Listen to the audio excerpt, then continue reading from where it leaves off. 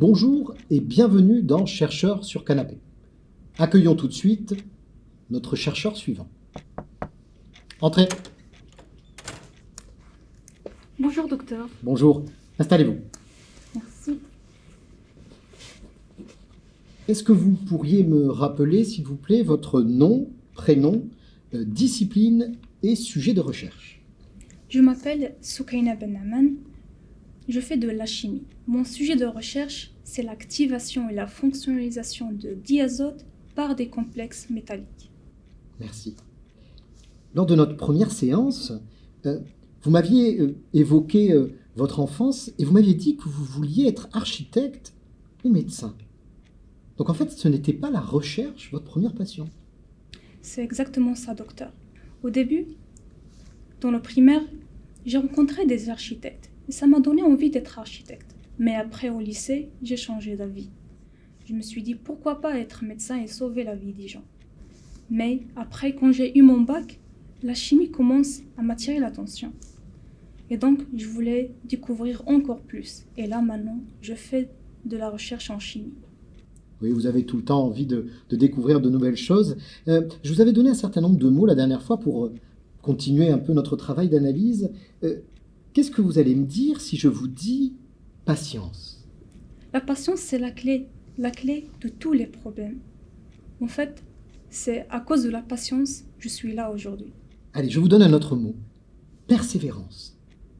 Vous savez, docteur, quand j'ai commencé ma recherche, j'ai demandé à un chercheur dans mon labo. Je lui ai dit, conseille-moi pour bien mener mon sujet de recherche. Il m'a dit, il faut que tu aies la persévérance. Et c'est vrai, c'est la persévérance qui m'a accompagné tout au long de ma recherche. Merci bien. Si je vous fais écouter ce son, ça vous fait penser à quoi? Ah, c'est le son de l'agitation. Donc, il y a quelque chose qui réagit. Et bientôt, un nouveau produit il va se former. Surtout si ma solution va changer de couleur, vers le vert, le rose. Donc, j'ai trop hâte de savoir c'est quoi le nouveau produit. Excusez-moi. Que vous suggère cette image? C'est une mauvaise nouvelle. Ça veut dire qu'il y a quelque chose qui ne marche pas. Il faut chercher pourquoi et comment. Il y a du travail à faire. Merci. Est-ce que la Lune, Mars, font toujours partie de vos rêves? Parmi les choses que j'aimerais bien faire, c'est d'aller sur Mars, la Lune, pour découvrir de quoi il s'agit. Le fait de marcher sur la Lune, ça c'est génial. Oui, ça vous fait rêver, ça vous obsède. Est-ce que vous avez d'autres rêves, d'autres obsessions ces derniers temps? Oui, c'est de finir mon sujet de recherche. Votre thèse vous obsède. Est-ce que vous pourriez nous en parler? Oui, bien sûr.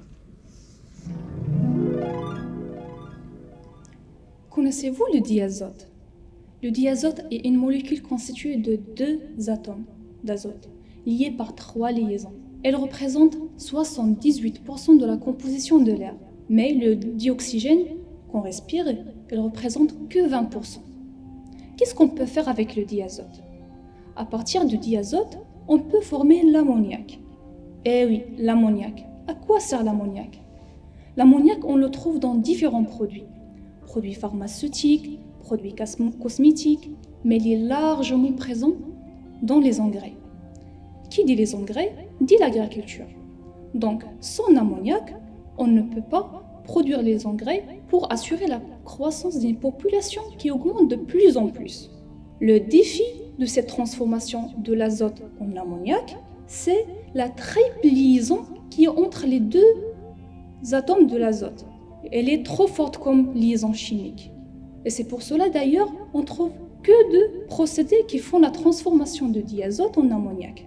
Un procédé naturel et un procédé industriel. Le procédé naturel. Il existe dans la nature quelques plantes qui contiennent des micro-organismes qui sont capables d'absorber ou bien de prendre le diazote et après le transformer en ammoniac. Mais aujourd'hui, nous ne pouvons pas faire comme la nature. Donc on ne peut pas adopter cette méthode pour produire assez d'ammoniac pour faire assez d'engrais. La deuxième méthode qui existe aujourd'hui et que nous utilisons, c'est le procédé industriel. D'ailleurs, elle produit à peu près, ou bien plus de 2 millions de tonnes d'ammoniac chaque année. Mais il est très coûteux, il consomme beaucoup d'énergie et il émet le CO2. C'est pour cela qu'il faut trouver une nouvelle alternative pour pouvoir transformer le diazote en ammoniac. Et cette thématique, elle occupe le centre de préoccupation d'une large communauté scientifique. Moi aussi, je fais partie de cette communauté scientifique. Mon sujet de thèse s'inscrit de trouver une nouvelle alternative de transformer ce diazote en ammoniac. Il me faut 2 étapes. La première étape, c'est de pouvoir d'abord casser la triple liaison entre les 2 atomes d'azote. Pour le faire, j'utilise des molécules à base d'un métal. Ils sont capables de prendre le diazote et de casser la triple liaison. Et la deuxième étape, c'est l'ajout de plusieurs réactifs afin de transformer le diazote cassé en ammoniac. Maintenant, je suis dans cette étape de transformer le diazote cassé en ammoniac. J'utilise plusieurs réactifs pour trouver la nouvelle façon ou bien la plus écologique pour transformer cet azote en ammoniac. Que pensez-vous, docteur? Je crois qu'il faut continuer à chercher.